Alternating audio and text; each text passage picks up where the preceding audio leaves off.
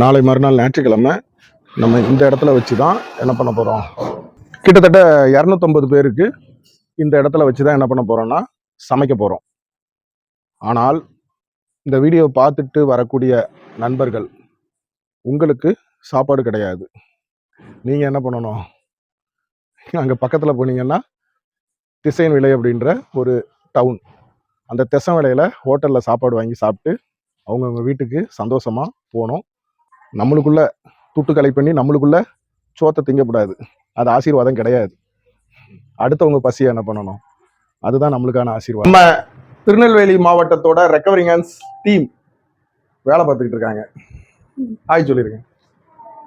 திருநெல்வேலி மாவட்டத்தில் இருக்கிற அருமை நண்பர்கள் இந்த வீடியோ பார்த்துக்கிட்டு இருக்கீங்கன்னா, நாளை மறுநாள் ஞாயிற்றுக்கிழமை காலையில் 10 மணிக்கு எந்த இடம்ன்றத சொல்கிறேன். என் நம்பருக்கு வாங்க. நீங்கள் எத்தனை பேர்னாலும் என்ன பண்ணுங்க, வாங்க.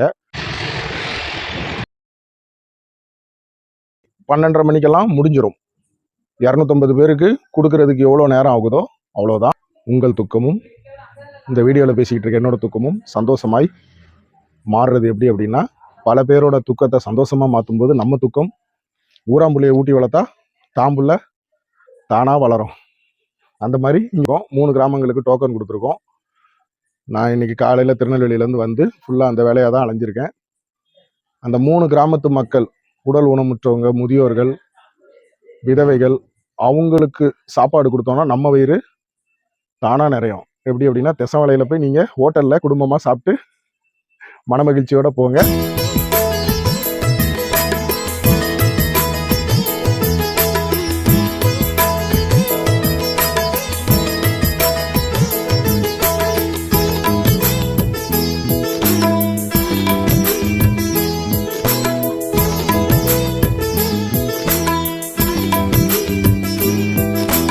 தேசமே நமது நேசம், தேசமே நமது வாசம், தேசமே நமது சுவாசம் சந்தோஷம். பார்வையிலே தாயின் பாசம், செய்கையிலே பரவும் வாசம், உத்தேசம் இன்றி உயர்ந்திடும் இத்தேசம். பிரபஞ்ச கொடியில் பழம் பெறும் தேசம், உயரச் சுமக்கும் தோள் எங்கே?